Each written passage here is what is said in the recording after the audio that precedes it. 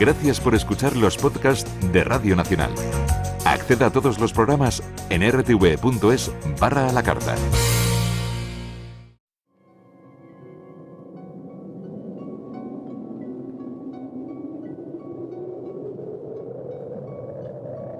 Solo cuando el túnel está en la más absoluta oscuridad es cuando puede volver otra vez la luz.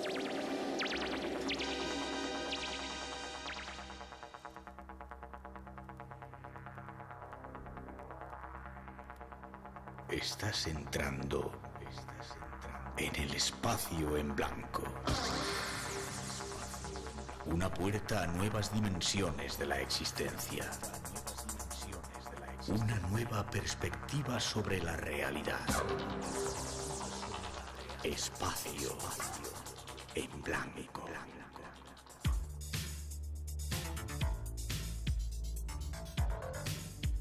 Una producción escrita y dirigida por Miguel Blanco.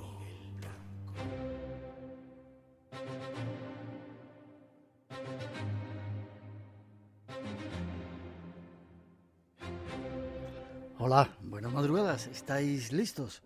Comienza nuestro viaje, ese viaje hacia el misterio. 2 horas tenemos por delante hasta las 4, las 3 en las Islas Canarias, para viajar juntos esta noche, y es un placer que estéis ahí.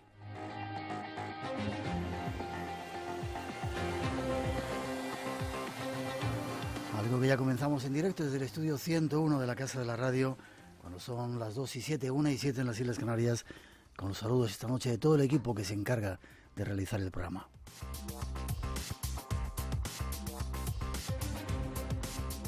Esta noche en la parte técnica, Paco Bermúdez, que ahora controla nuestro mágico sonido, Rubén de Felipe, Natalia Sotillos en la realización y coordinación, Rosa Rodríguez en la producción y locución, y Miguel Blanco, que os habla. Para todos nosotros, un placer estar juntos aquí en vuestra casa, en la de la radio, en Radio Nacional.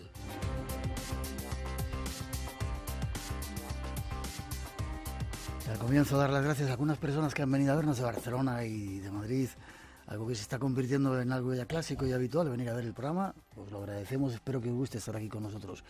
Y abrimos canales de comunicación, teléfono de llamada gratuita, tenemos como siempre 5 premios, 900-137-137, el email espacioenblanco@rtv.es, el WhatsApp 652-03-5934, y en las redes sociales buscáis el Blanco Radio y ahí estamos con los saludos para todos.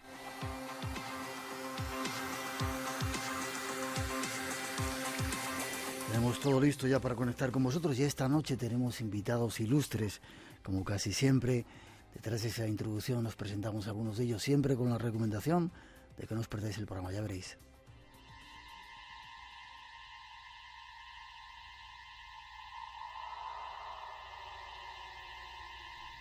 Esta semana nos visitan invitados ilustres. Junto a ellos vamos a realizar un original viaje hacia 2 objetivos. Iremos tras nuevas respuestas en la historia y hacia la búsqueda de la luz.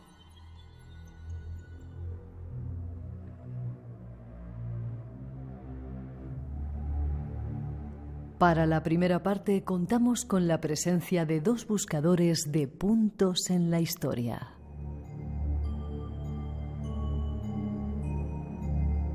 Junto a ellos viajaremos para encontrarnos con los vikingos y también con los conquistadores. Seguiremos tras las huellas de españoles en América y terminaremos haciendo escala en la Guerra de las Galaxias. Será un viaje sugerente, ya veréis.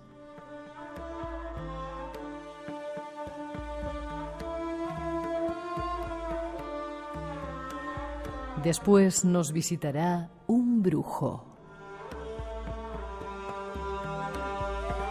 Junto a él queremos redescubriros a un maestro espiritual, un ser que trajo a Occidente una herramienta para llegar a la luz. Nos referimos a Paramahamsa Yogananda y lo buscaremos de la mano de Rafael Álvarez el Brujo. Todo un lujo en nuestro programa.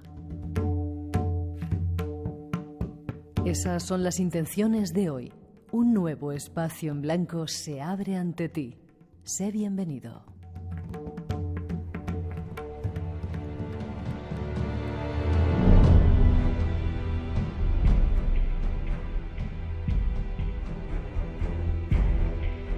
Ahí están las intenciones, un avance de los invitados, el teléfono abierto por si queréis intervenir, 900-137-137, y solo nos queda comenzar a saludar a nuestros invitados. Lorenzo Gallardo. Buenas noches, don Lorenzo. Buenas noches, Miguel. Qué gran honor. ¿Sí? Es estar aquí. ¿Sí? Y además agradecerte que me han llamado muchas cosas, pero ilustre, te aseguro que es la primera vez. Sí. Cosa que te agradezco. 25 años escribiendo guiones, haciendo radio, haciendo televisión y en paralelo escuchándote a ti, fíjate. Sí, claro. Decía que estaba nervioso porque lleva 20 años escuchándonos. Le pasa a muchos de los invitados, ¿eh? Claro, porque este ha sido un lugar muy cercano a nuestras vidas, ¿no? A nuestros corazones. Sí. Claro. No sé si diriges el programa Un Punto en la Historia, el de la radio me refiero. El de la radio, más o menos, sí lo coordino yo. Lo digamos, coordinas. sí, digamos. Vale. Los tres señores, bueno, al menos dos de los señores que vienen hoy, aviso, son un tanto frikis. El tercero parece que es más serio. Segundo invitado que tenemos por aquí, David Botello. Buenas noches, David, ¿cómo estás? Buenas noches, pues eso, encantado de estar aquí contigo una vez más, no porque hayamos coincidido en esta emisora, sino porque hemos coincidido en otros programas. En otros también. programas, sí, señor. Y Fran Molina, buenas noches, Fran. Buenas noches, Miguel. Tú te dedicas a los montes. Pues sí, la verdad que mi carrera profesional... Ingeniero de montes. Soy ingeniero de montes, sí. Y bueno, trabajo en un organismo de investigación agraria, con lo cual mi carrera profesional y mi formación no tiene nada que ver con la historia, pero bueno, Tú eres siempre... el menos friki del trío, ¿no? Pues bueno, a ratos. Eso es más serio. Porque los tres habéis escrito un libro que se llama Los vikingos no tenían cuernos, que tiene que ver con cosas de la historia, ¿no? Claro, y la primera que quisimos dejar clara era esa. Por si alguien se lo pregunta, amigos, los vikingos no tenían cuernos. Ya lo hemos hablado aquí. Ya lo hemos hablado. Nos es habíamos un adelantado. clásico. Nos habíamos adelantado aquí. Claro. David, no te he preguntado, bueno, hacéis un programa, vosotros dos en televisión, que se llama El Punto en la Historia, hemos estado juntos alguna vez, de mucho éxito aquí en Telemadrid. Sí, en Madrid ha funcionado muy bien, se puede ver también a través de internet, está en telemadrid.es y bueno, no sé si puede decir esto, ¿no? Sí, claro, sí. Y está en YouTube también para cualquiera que nos esté escuchando, que no conozca, o sea, que no pueda acceder a Telemadrid, pues pueda acceder a los contenidos del programa. Es un programa divertido en donde intentamos pasárnoslo bien, sacando la historia a la calle y contando historia de Madrid de una forma divertida, desenfadada. Y bueno, pues aportando mucha información a esta ciudad que tiene unas historias maravillosas y que es un museo al aire libre. Y súper desconocidas que gracias a vosotros están saliendo a la luz. ¿Por qué el interés por la historia? ¿De dónde os viene ese asunto? Yo creo que eso lo compartimos. A veces hay cosas que te buscan a ti. Yo creo que la historia me buscó a mí desde niño. A mí, sí. Mi madre me sentaba en sus rodillas y me enseñaba el nombre de la espada del Cid.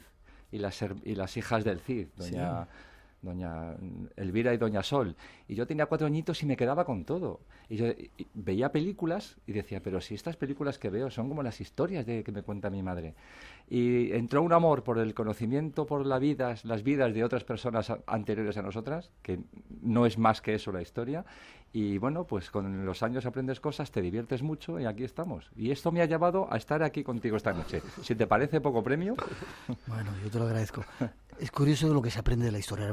Me vas a contar tú, David, ¿de dónde te viene a ti esta historia? Pues mira, el interés por la historia, valga la redundancia. Claro, pues básicamente mi vida es contar historias, buscar historias, y cuando encuentro una historia me gusta mucho contarla y compartirla, ¿no? Entonces, buscando historias, pues cuando era muy joven descubrí que la historia más apasionante era la historia real, lo que había pasado de verdad, que como se dice, pues la realidad supera la ficción. Y es verdad, es que incluso las grandes ficciones se basan en hechos reales y en historias reales. Entonces, al final, contando historias, pues acabé contando historia, que es para mí mucho más interesante. ¿Pero sois periodistas? ¿Estudiaste periodismo o no? Estudiamos periodismo, pero la rama de imagen y sonido. O sea, en la misma facultad. Estudiamos comunicación audiovisual, pero... Básicamente hemos desarrollado nuestra carrera profesional como guionistas, básicamente. David ha dirigido más, pero básicamente somos juntaletras, sí, que es un término muy cuando bonito. Me preguntan, ¿tú qué eres? Yo soy guionista, o sea, yo me considero guionista o contador de historias. Vale, ¿y tú, Santi, de dónde te viene esa historia? Pues a mí, Francis... Perdón, Francis. Ya te quiere cambiar el nombre. Bueno, mira, yo siempre he defendido que la historia es una disciplina que la verdad que te permite pues ampliar miras, ensanchar horizontes, reflexionar y reflexionar un poco también sobre nuestro presente, ¿no? Porque yo creo que lo entiendes mejor muchas veces cuando oímos eso de no, es que esto antes no pasaba. Pues sí pasaba y pasaba seguramente peor. Y bueno, es como viajar, ¿no? Cuando viajas, pues conoces gentes, conoces otras culturas, diversidad, y eso te permite pues aceptar más a los otros, aceptarte más a ti mismo, y bueno, en el fondo, pues la historia es un viaje en el tiempo. 2:16, 1:16 en las Islas Canarias, un viaje que comenzamos ahora, menos mal que era el tímido Francis, ¿eh? Sí, sí. El Santi que yo le he puesto el nombre. Nos vamos de viaje, queremos descubrir cosas que no conocíamos de esa historia que ha quedado atrás, ya veréis.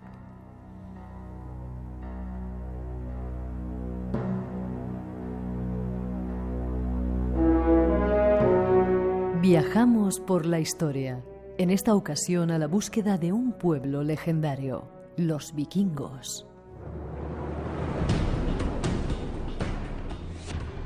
Noruega, siglo VIII después de Cristo. De estas costas surgirá uno de los pueblos guerreros más temidos de la historia, el de los vikingos.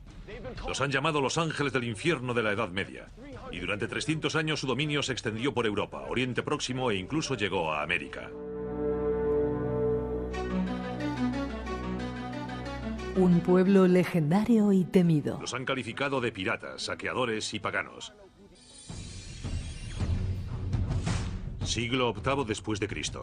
Es el inicio de la época vikinga, pero no hay ni un solo estado vikingo. En lugar de ello, la Noruega actual es un mosaico de pequeños reinos. ¿El motivo? La geografía. Noruega tiene más de 24.000 kilómetros de costa. Profundos fiordos dividen el paisaje y hacen difícil la unificación. Por tanto, antes de que puedan dominar la región, los vikingos tendrán que prepararse luchando entre sí. Y donde mejor pueden enfrentarse es en el mar. Vikingos es el inicio de su historia. Nuestros invitados nos traen más datos. ¿Qué tenían los vikingos aparte de no tener cuernos que de repente se han puesto en este momento tan de moda? Hay una serie por ahí arrasando en uno de esos canales. Estamos dando un montón de información. Yo nunca había hablado de vikingos y de repente han venido bastantes historiadores a descubrirnos que los vikingos llegaron a España, cosa que poca gente sabía, yo no lo sabía por lo menos. ¿Qué tienen esos tipos, aparte de no tener cuernos? Los vikingos son un pueblo que nos fascina. En realidad no hicieron nada muy diferente a lo que ha hecho cualquier otro pueblo, ¿no? Que era buscar oportunidades donde no las había. Es verdad que ellos lo hacían a lo grande, ¿no? Cortaban la cabeza y preguntaba después, con lo cual nunca llegaban a la dirección, ¿no? a la que querían llegar. Y nos fascinan mucho porque efectivamente ahora se está hablando un poco más de su faceta en relación a España, porque siempre vemos a los vikingos cruzando un poquito el Mar del Norte, llegando hasta Inglaterra, pero aquí a España llegaron en 3 oleadas sucesivas, en poco más de un siglo, y dejaron su huella. Aquí hay huella genética, incluso cultural, no como la de los musulmanes, lógicamente, porque básicamente los vikingos vinieron aquí y los acabamos echando a gorrazos. Te he hecho un resumen muy somero que ahora entramos en detalles si vale. quieres. Lo de huella, por eso hay en Andalucía alguna gente que tiene pelo rubio y ojos súper azules, que no tiene nada que ver con esa sangre árabe que andaba por ahí. Pues sí, porque en el año 844, cuando hay esa primera oleada de vikingos que invaden, llegan hasta Sevilla y hacen ahí un estropicio tremendo, aunque luego Abderramán II se defiende bastante bien. Y la verdad que el estropicio lo hace él, ¿no? De hecho, mata a casi todos. Los pobres supervivientes los dejó con la cabeza a la altura del cuello, los enterró, hizo pasar caballos por encima de ellos hasta que dejaron de parpadear. ¿Esa fue la venganza? Esa fue la venganza. Y el castigo ejemplar. Pero unos pocos de ellos sí que se convirtieron al Islam, se quedaron a vivir por Morón y por ahí, y se dedicaron a la cría de caballos y a la elaboración de un queso que fue muy famoso por aquellos tiempos y sigue siendo famoso. Ahora solo se hace en Noruega, el queso viejo creo que se llama, Gamesloj o algo así, pero vamos, que estuvieron unos cuantos aquí asentados. ¿Y les dejaron estar tranquilos? A estos sí, porque sí, estos se convirtieron al Islam, pero fueron pocos los que se quedaron de aquella oleada, que casi todos o murieron o siguieron haciendo su ruta hacia el norte de África porque estos eran muy cabezones y no paraban. Vamos un poco atrás. ¿Cómo empieza la historia de los vikingos? Decíamos en esa introducción que no eran un pueblo, que se peleaban entre ellos, que había fiordos. ¿De dónde nace ese nombre? Si es que tiene algún sentido el reunirlos como una patria, como un pueblo.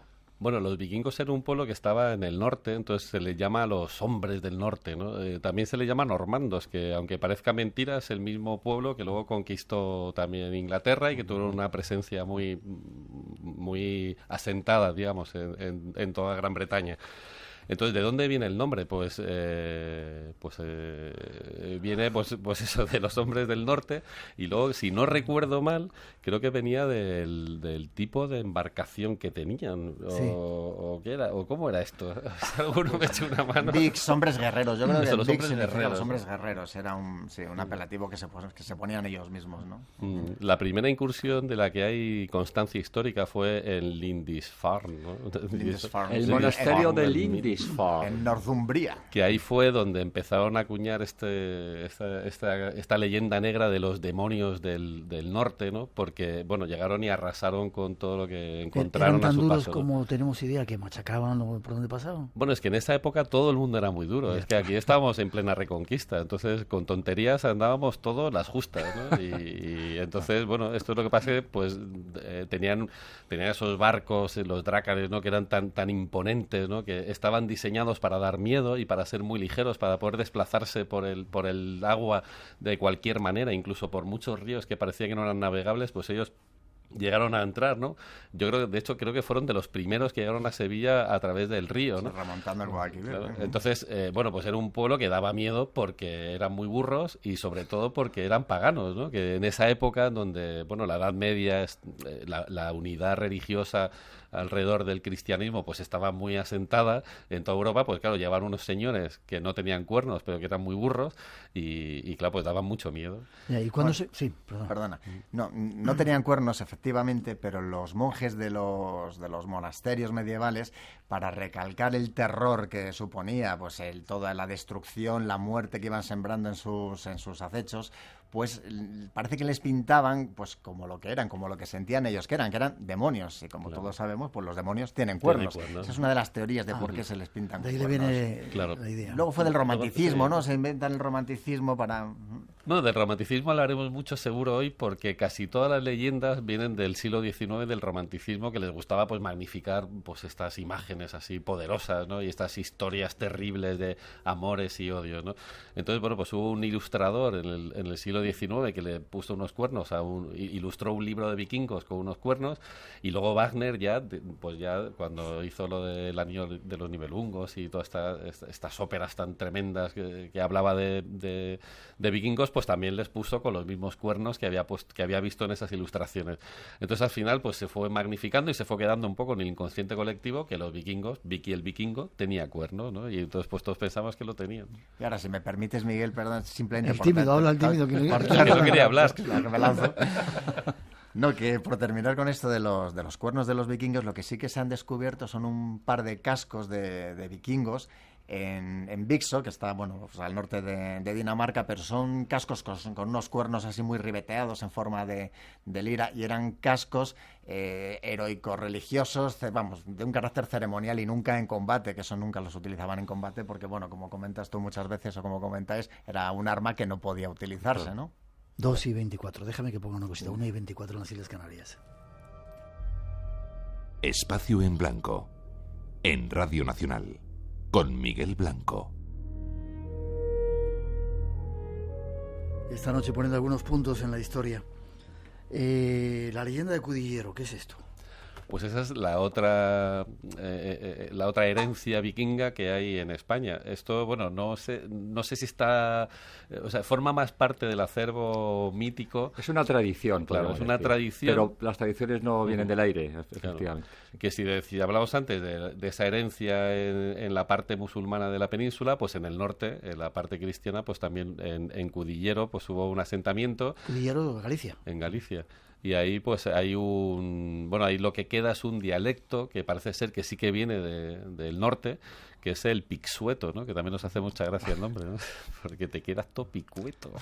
Sí, básicamente el recorrido, digamos, físico de las oleadas vikingas eran la costa atlántica, empezaban por el norte desde Cantabria, Asturias, Galicia, bajaban por toda la fachada atlántica, lo que hoy es Portugal, y al llegar al sur intentaban remontar el Guadalquivir, pero luego cruzaban el estrecho y tuvieron presencia en la costa mediterránea, en las Islas Baleares, y por llegaron a Bizancio. Es decir, sí, o sea, estos señores navegaban.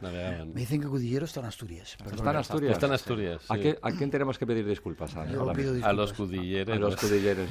Pido disculpas. ¿Cuándo se conforman como una nación que pudiéramos llamarles a todos esos vikingos?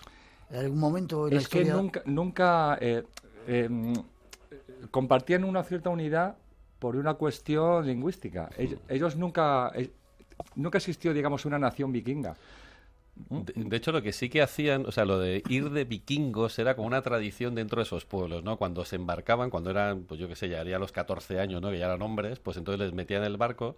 Entonces los que no se quedaban en los asentamientos se iban de par. Entonces ellos decían que se iban de vikingos, ¿no? Entonces por eso empezaron a llamar, se empezó a hablar de los vikingos, ¿no? Que era más una actividad que había dentro de un pueblo, que eran diferentes pueblos que estaban en el norte de Europa. Yeah. Entre ellos peleaban de barco a barco, porque estaban peleados ahí arriba, ¿no? Y se daban leña de barco a barco, ¿no? Ellos peleaban, como bien decíais al principio, son un pueblo que viven. Se crea esta forma de ser porque viven en una zona realmente pobre. Vivían prácticamente de la pesca, muy poquita agricultura. Y cuando a finales del siglo VIII llega una pequeña glaciación, realmente es que ellos y cualquiera que hubiera estado en ese lugar hubiera bajado al sur en busca de recursos. Pero la dureza del medio pues provoca un conflicto, un estado de guerra permanente entre ni siquiera naciones o pueblos, entre pequeñas villas, pequeños jarls, que eran los... Parece una palabra de chiquito, pero os prometo que era el nombre del líder bélico de las tribus. Peleaban de jarl en jarl. Esto es una cosa que la gente joven debe saber. Y los barcos que preguntabas por los dracars, la verdad que eran muy ágiles para desembarcar y para hacer todo este tipo de saqueos que iban a las costas, de toda la costa que iban recorriendo, porque les era muy sencillo entrar y salir con estos barcos. Eran muy ágiles para esto. Recomiendo, por cierto, visitar el Museo Vikingo, que está muy cerca de Copenhague, en Roskilde, museo donde se pueden ver los dracars, montar en dracars para ver, en fin, la sensación que tenían los vikingos cuando iban en sus correrías. A sola no entran por gran parte de Europa, dan leña, llegan a España. ¿En qué año era? Que no me he quedado con ello. Pues alrededor del año... Siglo IX. Sí. Siglo IX, 800 y algo. 844 fue la primera. Exactamente, ahí estamos. Luego la segunda, unos añitos después. Estábamos bajo la dominación musulmana. ¿Musulmana? Bueno, sí, cuando llegan, ellos llegan por Gijón primero y ahí hay dominación, está la dominación musulmana, por supuesto, pero es Ramiro I el primero que pelea contra ellos, los echa de Galicia, y es cuando bajan al sur, entran por Sevilla, y ahí es Abderramán II el que pelea contra ellos en esta primera oleada, y luego en la segunda, que unos años después pues volvieron y también se pelearon contra los musulmanes. ¿Y quién acaba con ellos en España? Bueno, en España cada vez que venían al final salían escaldados, porque hacían destrozos y muchos saqueos, pero al final, en la tercera, por ejemplo, pues es el obispo Sisnando, ¿no? el que pelea contra ellos porque querían entrar en Santiago de Compostela, y es un obispo guerrero, luego, ayudado por otros condes y demás. Pero entre musulmanes y castellanos y cristianos, pues se les fueron venciendo. No les fue muy bien en la península, la verdad. No, ninguna de las tres incursiones fue... En realidad, al siguiente ataque iban los que habían sobrevivido del anterior, básicamente. Lo que sí se solían llevar era oro, porque gran parte de su mecanismo para conseguir riquezas era... tenemos tu ciudad a tiro, entramos, matamos a todo el mundo, o nos dais el oro que necesitamos. Ahí se habla de algunos, ¿cuál es la palabra? Sobornos, sí. De tipo de 7.000 piezas de oro, lo cual era un dineral hoy, y entonces ni os cuento, claro. Vale, salen de España ya. ¿Qué hay de eso de que dicen que llegaron a América, a Groenlandia y a América? Bueno, ¿Los vikingos fueron los primeros que llegaron a América? bueno, no se sabe porque incluso en América se dice que hay incluso alguna runa fenicia, bueno, escritura fenicia, o sea que, bueno, ¿quiénes fueron los primeros? Lo que se sabe es que el que cambió la historia de verdad fue Colón. Antes hubo varios asentamientos, sí que ahí están documentados, pues que alguno perdido acabó en América y, bueno, pues parece que duraron 3 generaciones más o menos y no hay más restos de presencia vikinga. De hecho, creo que el que llegó a América fue Bluetooth, ¿no? Que le conocemos por los dispositivos, sí, fue Diente Azul. Hay mucha tecnología que viene de Ericsson, por ejemplo, creo que también fue otro vikingo. Hay mucha tecnología que también viene del norte, que han bautizado sus sistemas, sus dispositivos, pues, o sus marcas con nombres vikingos, ¿no? Que tal, es muy curioso. Entonces, ¿llegaron a América? Pues es probable. Sí, en la península, en Terranova, digamos, atravesando el Atlántico Norte, además la distancia es más corta, no tuvo que ser un viaje fácil, pero llegaron ahí, efectivamente, hubo unos asentamientos que duraron poco más de un siglo, 3 generaciones. Sí. Ya, bastante. Y luego Groenlandia también es muy divertido porque, bueno, pues siempre ha estado, bueno, parece ser que está documentado que siempre ha estado bajo una capa de hielo y sin embargo le llamaban Greenland para ver si picaba el anzuelo alguno y llegaban a sentarse ahí también, ¿no? Pero creo que picaron pocos también, ¿no? Bueno, hay otros que hablan que eso es de los cambios climáticos y tal, y que entonces después de una glaciación... Pues que pudo haber, pero antes era un vergel. Sí, bueno. 900, 137, 137. El primer punto que hemos puesto sobre la historia, 2 y 31, 1 y 31 en las Islas Canarias. Vamos a conocer alguno más. Nómadas. Sur de Argentina, Parque Nacional Los Glaciares. El Perito Moreno se mueve constantemente. Escuchás el ruido constante de ese movimiento glaciar. Nómadas. Con Álvaro Soto. Hielo y montañas en torno al lago argentino. Y llegar hasta el Chaltén, que se llega desde la ciudad del Calafate. La Patagonia austral, tierra adusta y llena de vida. La variedad de la fauna de la Patagonia yo creo que es única. Nómadas. Los domingos a las 7 de la mañana es hora de Radio Nacional de España.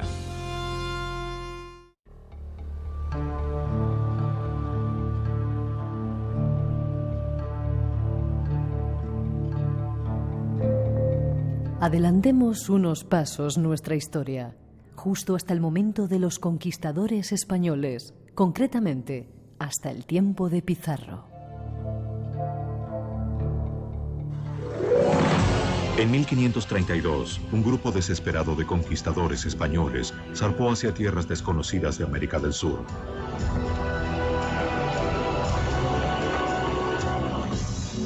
Su líder, Francisco Pizarro, ya había explorado ese territorio 2 veces, atraído por los relatos de una fortuna en oro.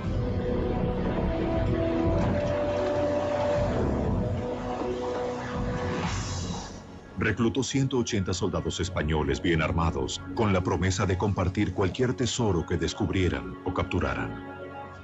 Para obtener el permiso de realizar esa expedición, prometieron dar la mayor parte de lo que descubrieran a su rey Carlos V.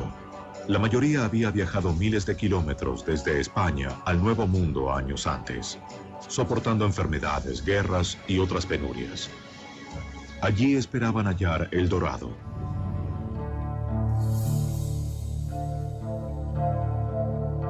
Es parte de la historia del conquistador Pizarro. Pero hay mucho más desconocido, extraño y misterioso. Tratemos de conocerlo en los próximos minutos.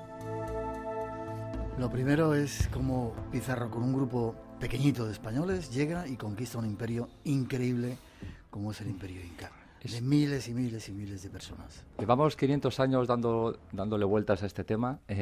Hoy hablar de la conquista, sabéis que genera ciertas incertidumbres, algunas fundadas, otras no tanto. Hablemos de historia. Lo que sabemos, nosotros, insistimos, no somos historiadores, solo tratamos de comunicar y de ilusionar a la gente para que disfrute con esto.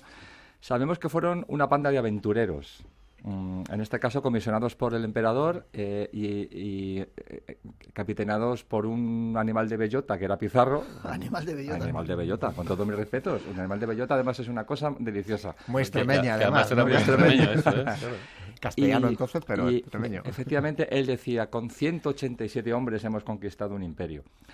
hay razones geopolíticas, hay razones de choque cultural, de sorpresa, de uso de una tecnología superior, pero básicamente creo que hay una razón a la que creo que no se le ha dado la importancia suficiente, que es una razón puramente médica.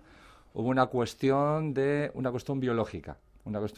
¿De guerra bacteriológica te estás refiriendo? Inadvertida, porque los españoles no sabían que llevaban gérmenes como la viruela y no sabían que para esa viruela los habitantes de allí no tenían defensas.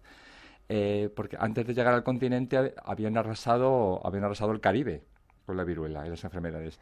Ese factor creo que no se le ha dado, creo que se le ha dado más fuerza al razonamiento de la espada, la sangre y la cruz, cosa que la llevaban las tres, pero también llevaban virus. Y básicamente se montó una escabechina, es decir, los soldados y la gente de los imperios caían como moscas, si me permitís la imagen, algo manida. Pero quizá también porque los incas estaban en peleas entre ellos, ¿no? Y eso les facilitó un poco la historia, ¿no? Había una guerra civil entre dos hermanos que se estaban disputando el trono y uno de ellos venció una de las batallas y en ese momento justo llegaba Pizarro con sus hombres en un barco. Y en ese momento también se junta otro elemento también importante y es que les confundieron con dioses. Claro, es como si de repente aquí bajase una nave del cielo y se bajasen señores, ¿no? Pues diríamos, pues vienen los dioses o vienen los marcianos o viene quien sea, ¿no? Pues eso ocurrió de verdad y ocurrió en América cuando llegó un barco cargado con un montón de señores con barba que coincidían con la imagen que ellos tenían de Viracocha y esa promesa famosa de que algún día volvería. Entonces, Atahualpa, que es uno de los hermanos, pues decidió que ese señor venía a bendecir su victoria. Y entonces le trató demasiado bien para las intenciones que traía a los españoles, ¿no? Incluso muchos de los sacerdotes de los incas pues le dijeron, ten cuidado porque a lo mejor no vienen con buenas intenciones, ¿no? Incluso alguno llegó a decir que no eran enviados por Dios, sino enviados por el demonio.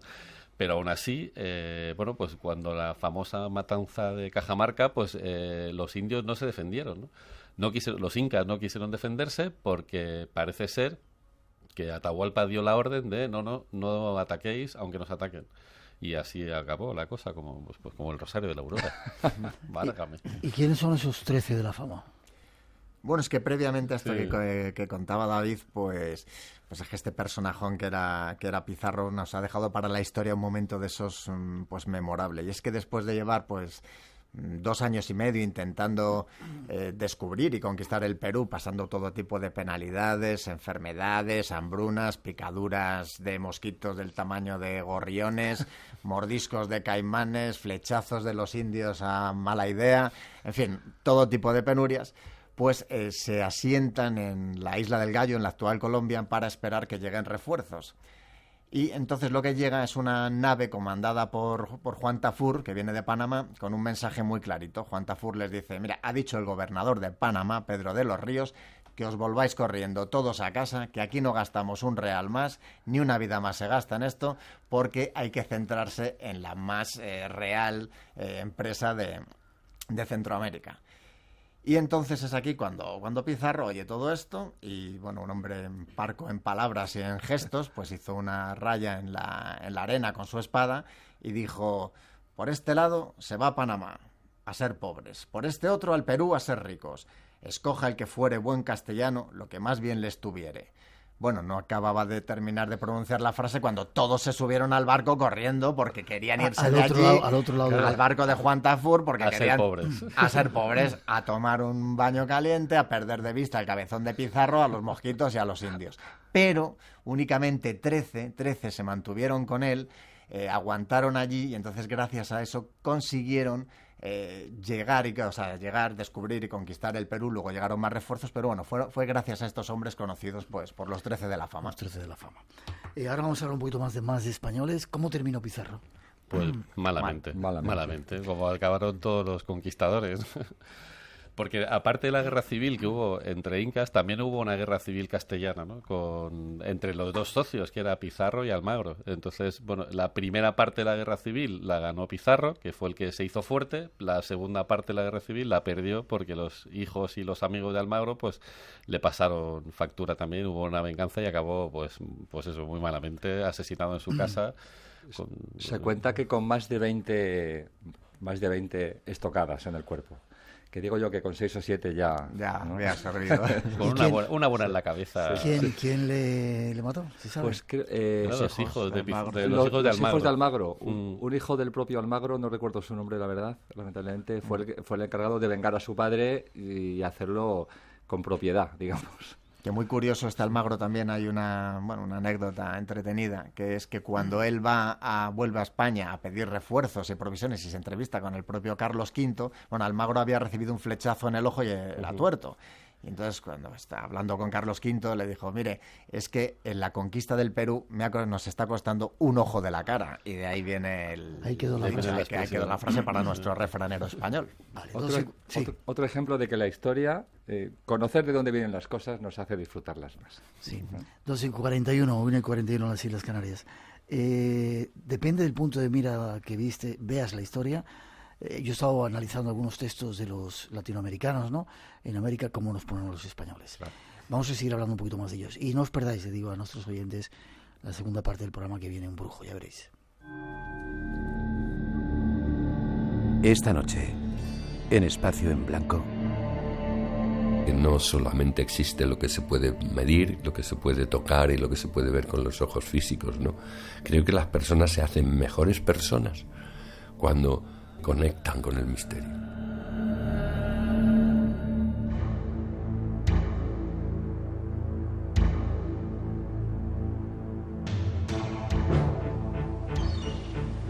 Como la proa de un barco, Hernán Cortés partió las aguas turbulentas de la vida en busca de aventuras y de nuevos horizontes. El destino lo colocó en la frontera de la mitología y de la historia. Él nunca supo que sería una leyenda. Cortés solo quería fortuna y poder. Fue un hombre polémico, valiente y miserable, cruel y bondadoso, noble y traidor.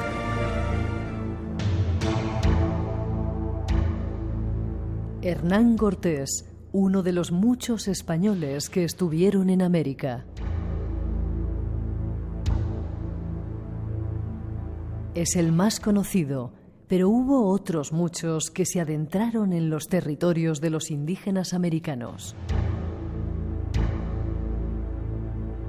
Conozcamos algo más de su historia. Los que iban para allá no eran gente dura, ¿no? Había que tener ganas, ¿no? Gente que salía de Castilla y de Extremadura, que seguramente no sabían dónde estaba el mar, de repente se metían esa navegación, esa travesía, iban a esas selvas cargados como iban con las armaduras, vaya gente, ¿no? Claro, el término pionero engloba muchas cosas. Pionero, necesitas tener una cierta desfachatez ante la vida, por decirlo de alguna manera, pero supongo que alguien llega pionero porque no tiene otro camino. Es decir, estoy casi seguro de que estos grandes conquistadores, si hubieran tenido sus buenas tierras y sus buenos ganados en Extremadura, no se hubieran embarcado en estas cuestiones, pero la vida sigue siendo dura, pues entonces lo era más. Y efectivamente era gente con arrestos, que se decía antiguamente, ¿no? Bueno, con bemoles, si queréis decirlo. Y esa definición que hemos escuchado de Cortés, pues se puede aplicar a todos los conquistadores y toda la gente que fue a América, ¿no? Todos son absolutamente contradictorios, todos son absolutamente humanos y eso es lo que les hace maravillosos. Y efectivamente, depende de la perspectiva desde la que se mira. Para unos héroes, para otros villanos, claro. Y gente... Sí, lo más sorprendente es que aquí les consideramos más desde el punto de vista de los villanos que desde los héroes, ¿no? Y es verdad que deberíamos... O sea, yo creo que sí que hay que reivindicar un poco esas figuras, no tanto por lo mal que hicieron, sino por todo lo bueno que también hicieron, ¿no? Y bueno, pues ahí... estamos muy mal de nombres últimamente, pero no recuerdo qué escritor latinoamericano pues decía, ellos se llevaron el oro, pero nos trajeron el oro, ¿no? Y es verdad que al final, pues como los Monty Python, ¿no? Que dicen que trajo Roma, ¿no? Bueno, sí, además de eso, ¿qué nos ha traído, no? Pues un poco pasa con el imperio, con España, ¿no? Pues que dejamos mucha riqueza también allí.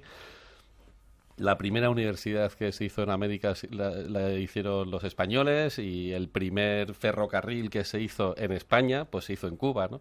Cuando todavía era España. O sea, que es verdad que hubo mucha riqueza que se repartió allí, y bueno, pues muchos de los que se quejan son directos herederos de los españoles, ¿no? O sea, entiendo que los indios nos tengan manía, pero... Nos están escuchando en muchas partes de Latinoamérica. Últimamente se ha puesto de moda eso de españoles por el mundo, pero ya no, en aquel tiempo había españoles por el mundo que llegaron a lugares absolutamente increíbles y que llevaban dragones. Contadme esa historia. Esto es peliculero, amigos. No sé a qué esperamos para hacer una película de los dragones de Cuera. Si lo pillaran los americanos, es una frase que digo mucho. Bueno, harían 20 historias de ellos, ¿verdad? Impresionante. Bueno, pero es que los americanos no tienen historia, y entonces lo que hacen es, de cualquier pequeño episodio, de cualquier anécdota, pues lo convierten en un gran mito, ¿no? Nosotros tenemos una gran historia y no la conocemos. Esa es un poco la diferencia también. No sabemos por dónde empezar a hacer películas y en eso nos liamos. Los americanos, como no tienen un Navas de Tolosa, pues hicieron el Álamo, ¿no? Que es una escaramuza, ¿no? Bien, los dragones de Cuera. La presencia española en americana siempre pues se conoce más, efectivamente, desde Centroamérica hasta abajo, pero la presencia en Norteamérica, entendiendo como tal no solo Estados Unidos, sino Canadá y Alaska, fue muy importante y muy, muy, muy desconocida. Digamos, los primeros que se cruzaron con los indios, a los que luego vemos enfrentados al séptimo de caballería, fueron los españoles. Hubo españoles en todas las grandes praderas, en toda la costa del Pacífico y en Alaska. Los dragones de Cuera eran vamos a llamarlo una guardia civil de la época, perdóneseme, y pues, a efectos, digamos, didácticos, un puesto real, subvencionado por la corona española, de control de las grandes extensiones en el Medio Oeste. Controlaban pues fuertes, costas, cuando había carreteras, vías comerciales, y el 80% eran españoles, el 20% eran mestizos, indios, con un uniforme que de verdad invito a todos a que busquéis en Google, bendito sea Dios, ¿no?, que tenemos estas posibilidades. Dragones de Cuera, porque era un uniforme de cuero azul que debía destacar contra los pardos de la pradera americana, que daba gusto. Y eran tipos realmente duros. Digamos, el primer séptimo de caballería que de verdad se enfrentó a 2000 cherokees con cara de pocos amigos fueron los Dragones de Cuera, que el nombre no me digáis que no tiene resonancias cinematográficas.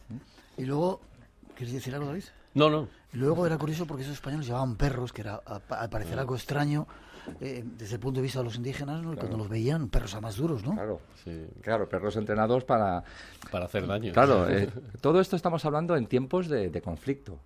Básicamente porque si no hay conflicto no hay historia, que es lo que nos pasa a los narradores, ¿no? Si no hay algo, si un protagonista no tiene un impedimento, no hay historia. Allí eran culturas luchando unas contra otras, siempre por recursos, y los españoles haciendo una labor que yo creo que hay que reivindicar allí, a pesar de lo políticamente incorrecto que esto hoy suene. Los españoles allí llevamos no solo bofetadas, vamos a dejarlo ahí, no solo bofetadas. Bueno, es que últimamente se ha puesto de moda en Estados Unidos incluso derribar las estatuas de Colón, ¿no? O sea, que es que hemos llegado a un momento de desprecio por la historia también a todos los niveles, pues que yo creo que pues que nuestra labor también es un poco reivindicar lo que se hizo, ¿no? Lo bueno y lo malo. O sea, también se hicieron muchas cosas malas y también se han denunciado, y también reconocemos que se hicieron muchas cosas muy mal hechas. Pero bueno, pues habrá que... A nosotros nos toca el papel de cargar las tintas sobre lo bien que se hicieron, sobre las cosas buenas que se hicieron.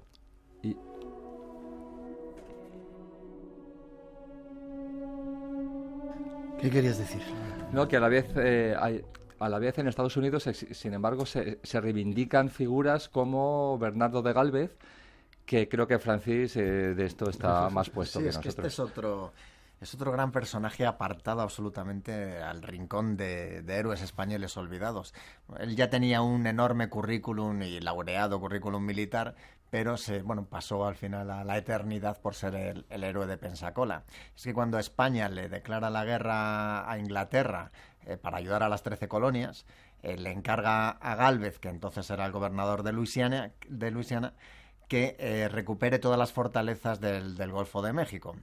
La fortaleza y la plaza más importante era esta de Pensacola, pero que era una plaza pues muy complicada de tomar porque había que cruzar un estrecho que había muy poco calado, con lo cual la operación pues era suicida. Y entonces él se lanzó y dijo una frase: el que tenga honor y valor que me siga. Pues nada, de toda la flota que había, pues nadie le siguió, fue él. Y desde entonces en su escudo de armas pues reza la leyenda: yo solo.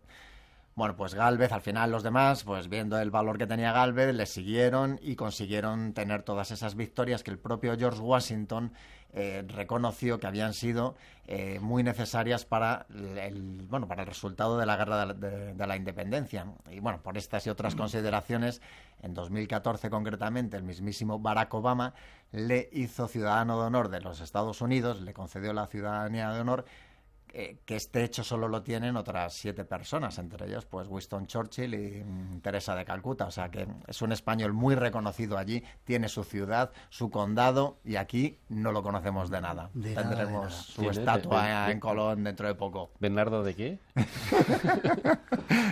Curioso porque he oído también hablar de estos españoles. Hacían intercambios con los indígenas, no hicieron lo que llegaron a hacer luego los norteamericanos, que machacaron a todos los pueblos por donde pasaban. Ellos hacían intercambios, hacían contactos con ellos, hubo leña, supongo, pero bueno, eran más amistosos, no destrozaron culturas tanto como... Esa es clásica la visión con la que... Pues que a lo mejor tenemos que despejar un poco las telarañas. Los españoles dieron leña, pero como cualquier otro pueblo que está en una zona... hostil o diferente. Claro, de la que pretende obtener recursos, por supuesto. Pero la palabra exterminio, que se usa mucho aplicada al impacto español, realmente el exterminio, por ejemplo, de las tribus indígenas le hicieron los blancos americanos llegados de Europa en el siglo XIX, no los españoles. Vale. Clarísimamente. 2 minutitos a Australia. Españoles, Australia. ¿Dónde llegaron? Ahí arriba, en... Alaska, fíjate, Australia. Y algunos llegaría, algún gallego seguro. Algún gallego seguro. Seguro. ¿Quién llegó allí, a Alaska? ¿Quién fue el primero en llegar, el primer español? Lamento no recordar el nombre, porque no me voy a inventar uno así, o sea, quedaría estupendamente, pero yo luego no me miraría al espejo al llegar a casa. En Alaska hubo algunos puestos comerciales en los que se intercambiaban pieles, recursos y grasa.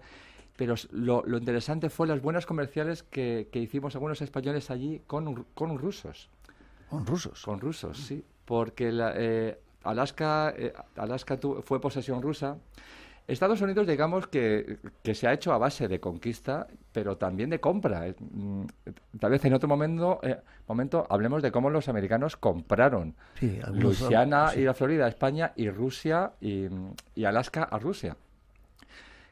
Entonces los rusos no sabían que Alaska estaba forrada de petróleo, ¿no? Lo hubieran cobrado más caro. Pero esa faceta de los españoles, que por alguna razón me los imagino de Écija, no sé por qué, de una zona de mucho calor, en Alaska es algo muy desconocido y creo que la gente debería estudiar, ¿no? Ya hasta ahí llegaron. Algún día habrá que hablar de ello. 2:53, 1:53 en las Islas Canarias. El último capítulo de este punto que quiero poner. Escuchamos una introducción.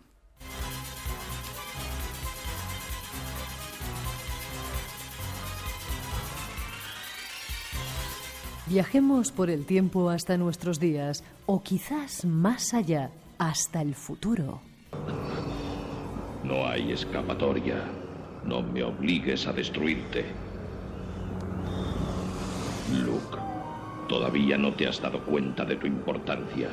Solo has empezado a descubrir tu poder. Únete a mí y yo completaré tu entrenamiento. Combinando nuestras fuerzas, podemos acabar con esta beligerancia y poner orden en la galaxia. Jamás me uniré a ti. Si conocieras el poder del reverso tenebroso, Obi-Wan no te dijo lo que le pasó a tu padre. Me dijo lo suficiente. Dijo que tú le mataste. No, yo soy tu padre.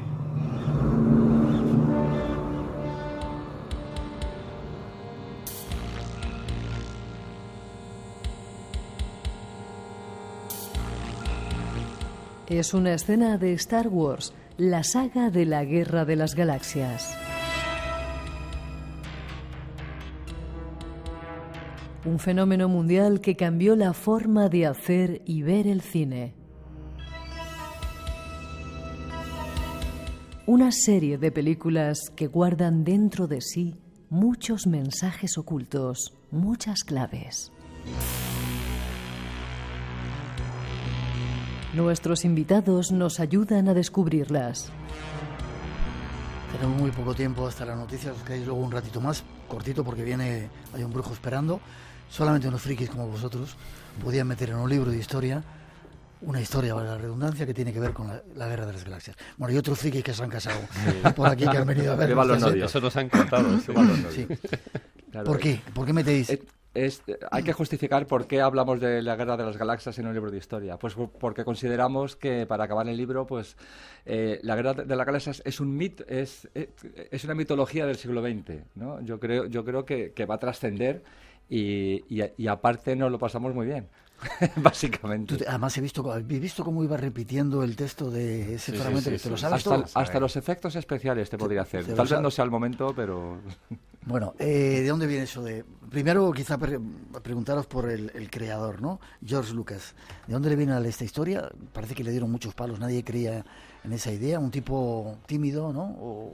Un tipo apocado, pero que ya venía de hacer primero un fracaso que fue THX 1000 no sé cuántos, y luego de hacer American Graffiti, que fue un gran éxito de taquilla, donde aparece por primera vez Han Solo. Y entonces, bueno, pues apostaron por él, sabiendo que había hecho un éxito, pero con una idea de guión que, bueno, pues una historia de Mace Windu se llamaba al principio, ¿no?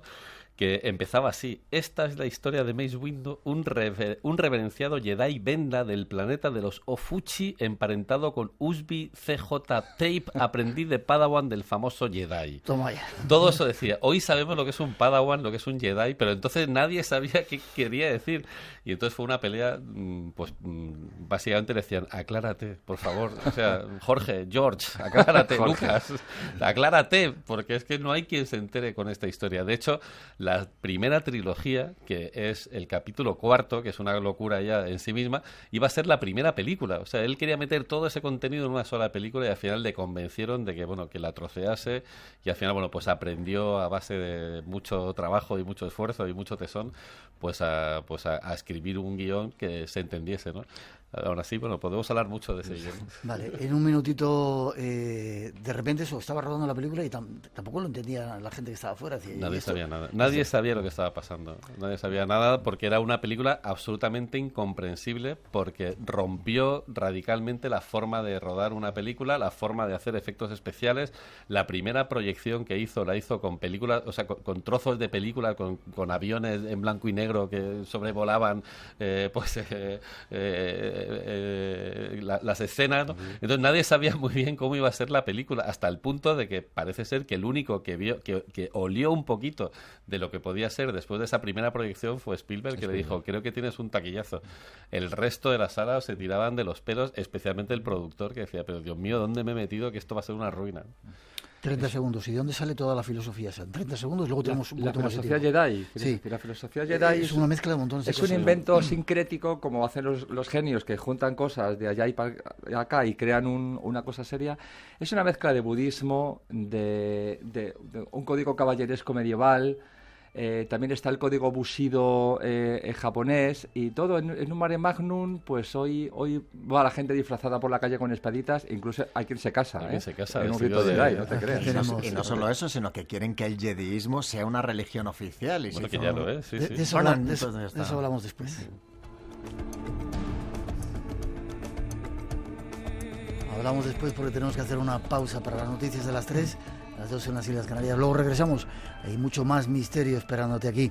Llega la visita de un brujo con un montón de cosas que nos va a enseñar para ir hacia la luz. Y estos cuantos locos que han venido, frikis que han venido al programa, nos contarán algo más de esa historia también que tiene que ver con los Jedi. 900-137-137. No os vayáis, que enseguida regresamos.